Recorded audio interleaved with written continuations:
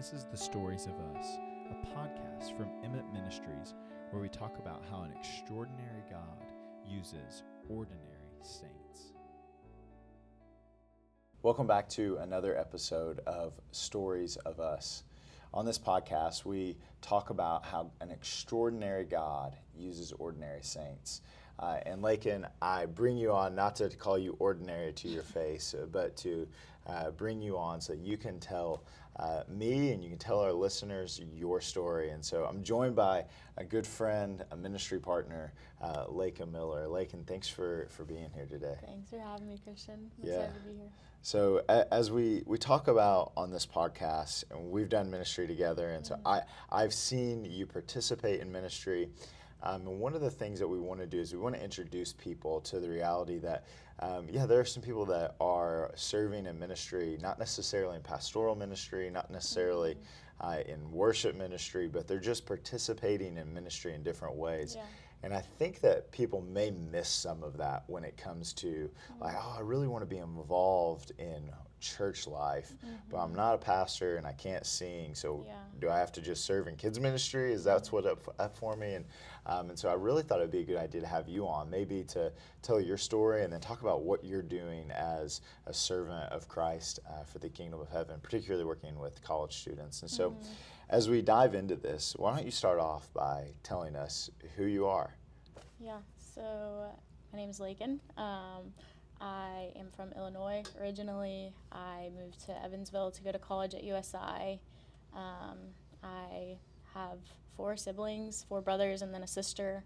I love my parents. I studied social work in school and was really excited to use that. I got my master's degree to do therapy and counseling. And now I work for college ministry, campus outreach, which you know. And this is the start of my 2nd year with them. So that's a little bit about who I am. Yeah. So maybe for someone who's listening for the first time, they may have heard of campus outreach. Yeah. You know, on our Fourfold Disciple podcast, we had Matt Casey come on, and he talked about evangelism with us. So there's been an introduction to campus outreach, but what is campus outreach? Yeah, so campus outreach is a college ministry that focuses predominantly on evangelism and discipleship. So those are kind of our bread and butter things, is we focus on how can we go to the campus and not make a group of just Christians to hang out, but how can we really seek those that don't know Christ yet and get to know them, befriend them. We focus a lot on the relational piece of ministry, of not just sharing the gospel to add a number, but sharing the gospel for the sake of relationship and sharing our life with them. So we do that on college campuses. That's in the U.S. and in other countries as well. We get to partner with Westwood Church here, which is really cool, doing ministry. Yeah, I think about college ministry. I've been working with young adults 4 years now. I remember being in college, and it just feels like it's such fertile land for the gospel, and it really feels in many ways like a whole different mission field. And it's probably changed the way I even think about missions, and in some sense, as we think about international students coming, as we think about a more globalized economy, and thinking about, well, what influence could I have on a student's life now? If they come to faith, maybe they'll never move to China, but they may be doing business with people in China. And what could their impact could their life have for the sake of the kingdom by just being a normal employee? And so that's a lot of what you do, right? And helping disciple and train up those that come to faith and evangelizing. So with that said, what was your first introduction to campus outreach? Are you a little girl and you're like, I want to go on campus outreach staff? Or how did you come to this place where you're now serving as a staff member? Yeah, campus outreach had a lot to do with me coming to know the Lord. I was in college and was in a sorority, and a girl that was in my sorority was a part of campus outreach's ministry. She had come to faith through them, and she began just inviting me to things that I was like, well, those are kind of fun. I'll go to those. But I already had the impression that I was a Christian. So once I began interacting with people at campus outreach events, I realized that their story of the gospel was different. Who they believed God to be was different than what I knew. And they were just altogether different. And so it was really just their fun events that kind of enticed me. And then I would go to the weekly meeting that they had, and they would share the gospel. And I believed it. It just didn't make sense to my life. So that was my junior year of college, actually. So a little later, we really focused on trying to find freshmen and getting to know them, plugged in early. So yeah, I was a junior, so kind of later. Yeah. And so I hear you say, nobody was like sat down and gave you a gospel tract, and nobody really did any of these great extravagant things in order to get you to come to Christ, but it was just Christians who simply befriended you, were very ordinary, and it was an extraordinary God who enters into that and reveals to you some things. And so what would you say, advice you would maybe give to someone who's really struggling with just like, I look at my friends and they say they're Christians, but they're just not Christians. How they live their life isn't. What advice would you give to someone who's maybe in that season where they're just really struggling with how their friends are living? They want them to know the Lord. They want them to know Him intimately, but they're just not there. I think one of the best things that people specifically with Campus Outreach did for me was I said I was a Christian, so they treated me like one.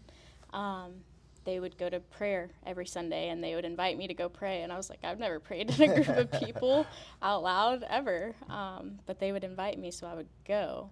And they would invite me to their Bible studies. They would take me to church. They're like, we're going to church. You come in? And I was like, yeah, for sure, I go to church. So they just treated me like a Christian because I said that I was. So I think that would be my encouragement, because I think often we believe that we have to make them figure out that they're not a Christian, and the truth is that God will do that, and He doesn't need us to do that. Yeah. So treat them according to how they say they are. Yeah. And it's all of those things that you described are just the very ordinary things of the Christian life. Yeah. And just living them out and letting the Lord work out the rest, and that is such a important thing. Yeah. And so you come to faith, junior year of college, so your social work major, anticipating going and getting your master's in social work. What's some of the heartbeat behind that? Why social work? I think there's a big correlation between ministry and social work. I have many friends who've gone the social work path and then ended up in pastoral ministry in some sense.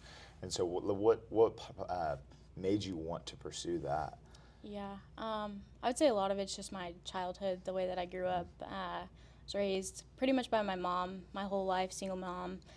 Saw a lot of what I didn't know until I was older: poverty, just hardship, just hard life. And I think it made my heart really tender for people that go through just hard lives that people often don't understand, and they think they've kind of asked for it and they don't work hard enough, so that's why they end up where they are. And I just am a lot more tolerant and realize life is just hard, and even more so as a Christian, like life just really is hard, and there's a spiritual aspect of that too, of like life without God is really difficult. And that kind of led me to, I think, really love both of them, because I do love the social work also. So yeah, I think just having known you the past few years and seeing how God has wired you to have compassion and mercy, and that coupled with, yes, compassion and mercy for the physical needs that people have, but their greater need is much more than where's the next meal going to come from, or where am I going to sleep at tonight? Well, those are huge issues. Your gospel desire is so present, and I think you really embody in many ways what it looks like to pursue someone for the sake of them having their spiritual needs met, and then see that Jesus really does also care about their physical needs. This past week, preached through Luke 11 and Lord's Prayer, and identifying that Jesus teaches His disciples to pray for their daily bread. And there's something so, I don't know, neat. It was. I mean, I've read the Lord's Prayer many times. I've prayed the Lord's Prayer, but it struck me in such a new way of like, wow, Jesus really does want us to pray for our physical needs to be met. He doesn't want us to think that He ignores them, because He doesn't. You have a Father in heaven who cares about you, and so, thinking about how God designs us even before Christ, giving you all of these experiences to help you become the woman who would come to know the Lord, and also take those giftings to serve Him. Yeah, that's one of my favorite things, actually, that I have learned in the past couple of years has been like people talk about Peter in the Bible and how he's, loud and says the wrong thing all the time. And it's like, yeah, but that in Christ is such a skill. That's why he taught, and then Pentecost happened.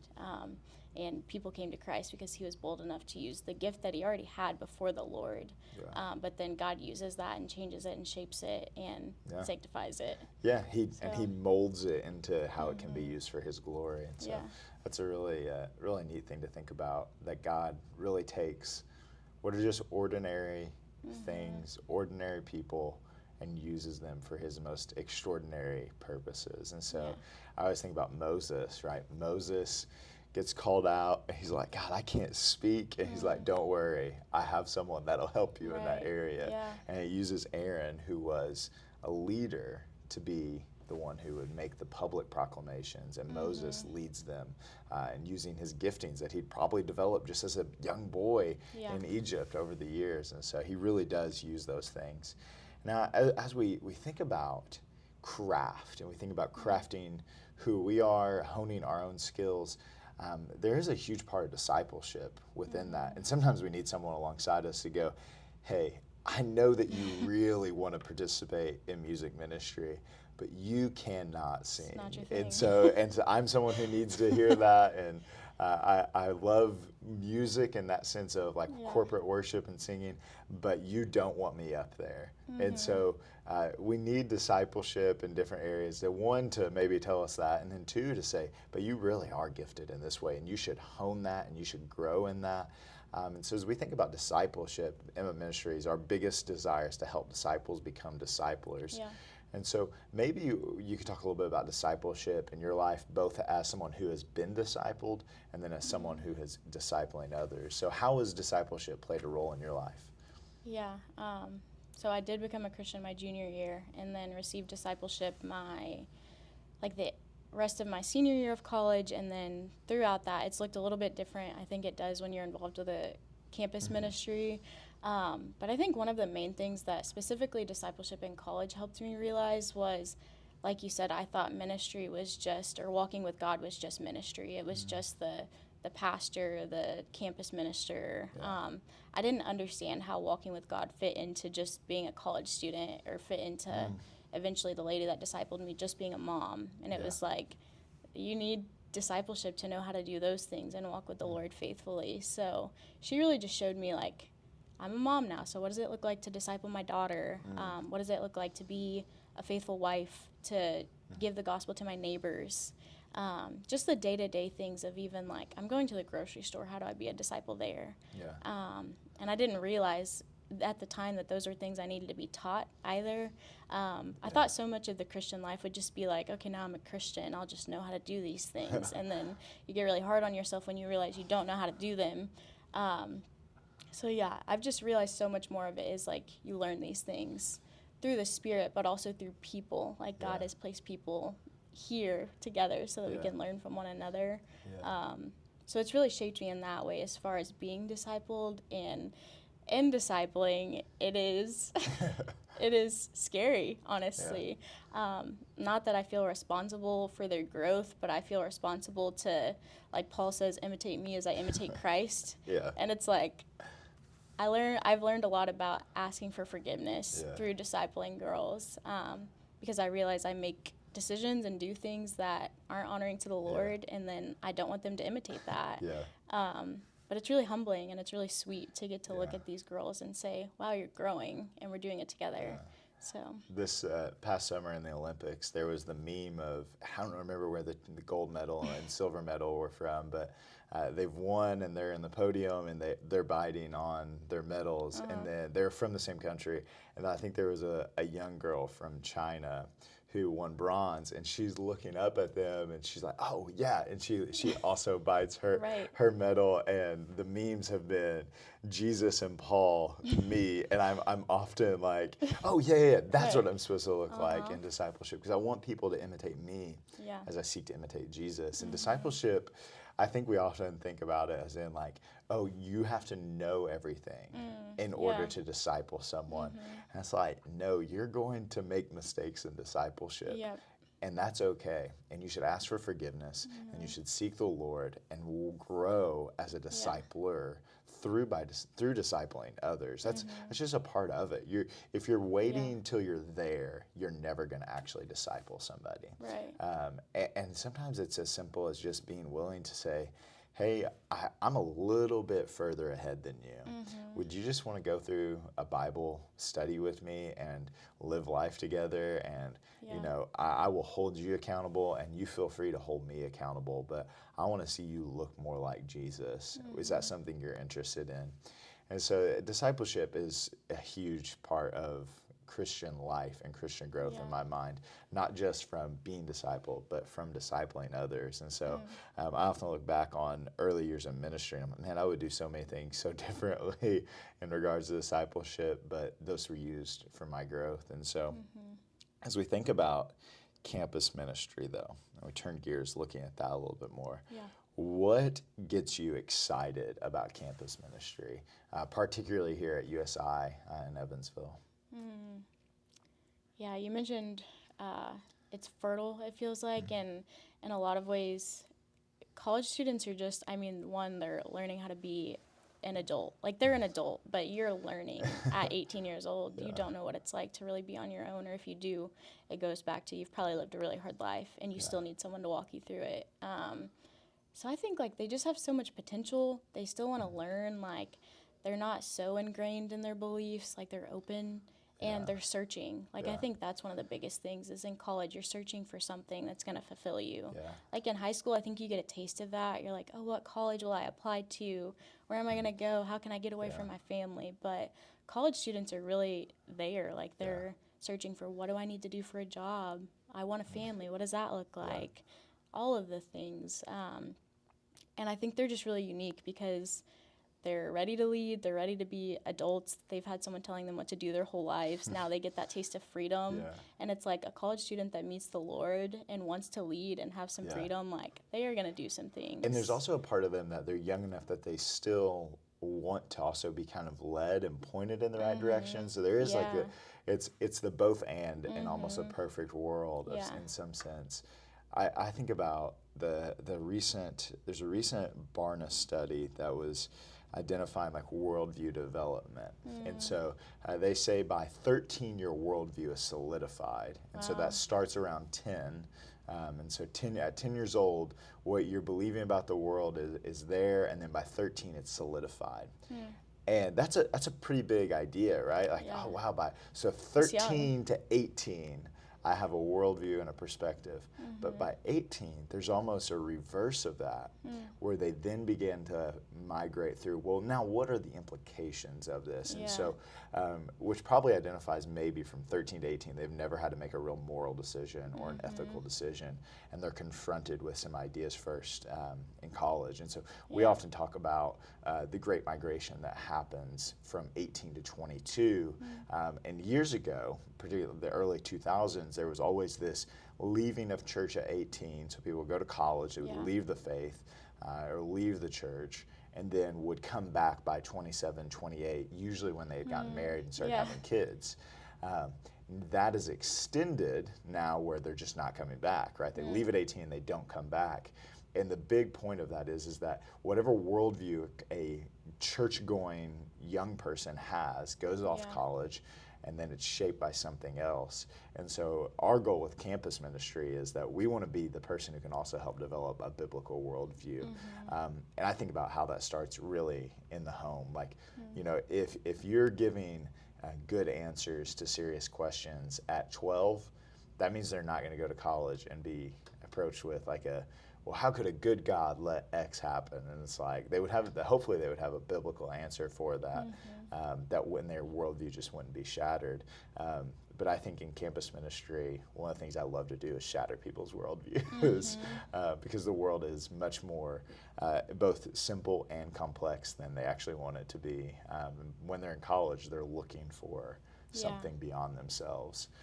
And so I think that campus ministry is amazing. I love working with young adults, and so doing it alongside you is great. As that's said, people may look at you and they go, man, there's nothing ordinary about Laken. She's doing ministry for like a vocation. Like, her job is literally connected to doing ministry. But there's very normal things about you. And so when we, not trying to separate the Laken, the campus outreach staff person, to Laken, just the Christian. is difficult. Sometimes maybe even for yourself, of like, you know, if I wasn't a Christian, if I wasn't on staff, would I still be doing X? I think sometimes I even feel that if I wasn't on staff, would I still be studying the scriptures as deeply as I am? Yeah. And hopefully the answer to that is yes, and usually it is when we search our souls and longings that we have. And so what makes Laken tick as a normal Christian? You know, what are you doing that is the normal Christian things that some people would say, oh, she only does that because she's on staff? I think in recent years, it's just been being intentional with my family, and realizing like that is also my ministry in some ways, to love them, to care for them. That doesn't always feel like, oh, that's ministry, or, well, it's just your family. You don't have to pour into them as much, or you don't have to be intentional to think about them or their well-being, because I'm so focused on like college girls specifically, of like, where's their salvation. But I think in the last couple of years, I've really been pressed with the idea of like, God saved me so that I could be a light in this family too, like this family tree He's wanting to redeem. And so I think that's a lot of me just being normal, as being a faithful daughter and sister, and cousin and aunt and all those things. God didn't just save you to do campus outreach. He saved you to be a normal Christian in front of everyone else that was also in your life. So that's a really helpful thought. What encouragement would you have for someone who may be in your situation, where they look at their family and they're like, Laken said I just need to be a normal Christian in front of them. What does that mean? How do I do that? I mean, it looks like not going back on what you believe. I think often I have conversations with my family and they don't believe all the same things as me, and it's not in a sense that I want to press them to believe. I want them to believe the gospel, but I'm not trying to force things on them or to make them feel unloved or less than. But if they ask me my opinion, I'm always sure to tell them what the scripture says, and say, like, this isn't because I believe it, but it's because God said it, and I believe His word is true entirely. It looks like going out of your way to serve them the same way that I go out of my way in my job, because I know I have to and I want to. But it looks like doing those same things for your family, bringing up spiritual conversations with them, inviting them to church with me like I would, you know, girls that I meet on campus, things like that, and praying for them. That's something I negated for a really long time, was I was like, God, I really want my family to be saved. I want you to save them, but I don't pray for them. So I think that's the biggest thing too, is like, just be faithful in prayer. I would maybe add two things when it comes to like family and unbelieving family. And I think these things are just a little opportunities for us to show, one, that we're not perfect, and then two, like the glimpse that we really do believe what we're saying we're doing. Asking family how you can pray for them, even unbelieving family who are like maybe even obstinate to the things of God. And then when we make mistakes, own them, confess them. Sure. I'm sorry, I did this. You know, you need to know that's not how Jesus wants me to live. And I think that goes, because people we just don't apologize. This is the no apology day and age. And I can say what I want, and I don't care that it offended you. And so I think those things go a long way. So as we kind of wrap up into these final questions, what encouragement would you have for someone who isn't in ministry but just wants to be used by God and they just want to be faithful? What encouragement do you have for someone who's maybe in that season of life, and maybe they even desire to be in ministry at some point, but God's just not opened that door for them? I think one thing is, we say serve, you know, serve, figure out how you can serve. But I think really figure out something that excites you in serving. Because I think often we serve in vain, and we serve because it's duty. And that's okay sometimes. Like, there is a time and a place. Like, this place just needs people, and we do that. But I think find something that makes you feel excited, that makes you love the Lord more, and where you can encourage someone else to love the Lord more. Like, if you really love children's ministry and you're excited to see kids come to know the Lord, then, like, get in there. And there's ways to do that. I would also say the flip. If you're not excited about children and you don't want to be around children, don't You serve probably in shouldn't do children's that, ministry. because you're not going to make them love the Lord more, and it's not Yeah. making you love the Lord more. So I think figuring out what makes you feel filled up, makes you feel excited, you feel like you're good at it. I think sometimes we think that that's a pride thing of like, oh, if I'm good at it, then I should do something else where it's harder and it feels more like serving. And I just don't think that that's always true. You should find something that excites you and then go full in there. Just commit to doing it. Yeah, if we really believe that we serve an extraordinary God, then that means the giftings that he's given us and the avenues to serve in his church are extraordinary as well, and we should be looking to give him glory and find enjoyment in them, and it's not the enjoyment and the satisfaction in the thing we're doing, but it's the enjoyment and satisfaction that comes from the one we're doing them for. And so I think that that's a great encouragement. Laken, thank you so much for being with us on this episode of the Stories of Us. I love getting to do ministry with you. I love getting to hear more about your life in this episode, and so hopefully it's been a blessing to others.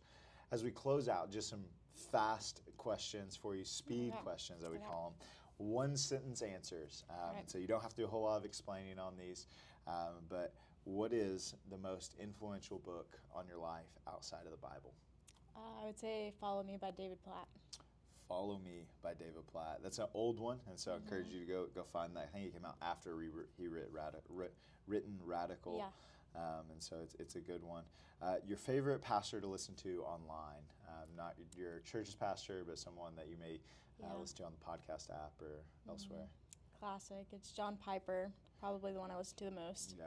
Have you listened to all of John Piper's sermons from the book of Romans? I have not. All like 6 years of it. It's actually 9 years of it. It could take you 6 years to listen to it. There we go. It's one. There are very few things that I tell people they should commit to. It doesn't have to take you 9 years. It would just take you 9 years if you only listen to one a week. Realistically, I think you can get through it in 3 years, and so I think it is well worthwhile. So there's a challenge for you. If you like listening to John Piper and you want to be more zealous for God, you got to listen to the rest of the Romans sermons. It's a rainy day, and you're going to be inside. You can't read a book, but you got to watch a movie. What's your go-to movie? I'll give you two. One is Cinderella Story, Hilary Duff. Okay. Second one is The Parent Trap with Lindsay Lohan. Not the original Not Parent the original Trap. one, because that came out before I was born. I've never seen it. I only, for my memories of the first times watching The Parent Trap was that Lindsay Lohan had a twin sister. And somewhere along the lines, my brother had told me something about, like, something tragic had happened to her. So I was like, where's she at? Why is she not around now? And that's really my only connection It's just to her that twice. movie. It's just her twice. So you can find the gospel in both those movies, right? We can get to there in some different ways of sense of belonging and desire for love. Favorite song right now? Well, I would say the one that's most stuck in my head is Birds of a Feather by Billie Eilish. Okay. As of lately. All right. Do not know that song, so we'll move right along. Favorite memory from the past 6 months? My favorite memory is my best friend got married in May, and it was a really sweet wedding. Encouraging to see the gospel there. That's sweet. And if you could eat one meal with anyone in history except Jesus, who would it be? Someone that I love listening to reading is Jackie Hill Perry, and I would love to sit down and just pick her brain on some things. Yeah.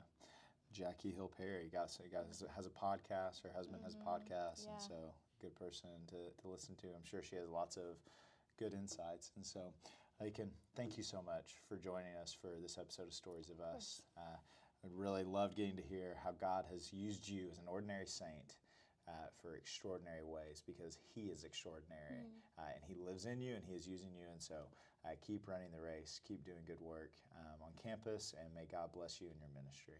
Yeah, thank you. Thanks for listening to the Stories of Us. Please like, share, and follow, and visit emmettministry.org for more resources on discipleship, theology, apologetics, evangelism, and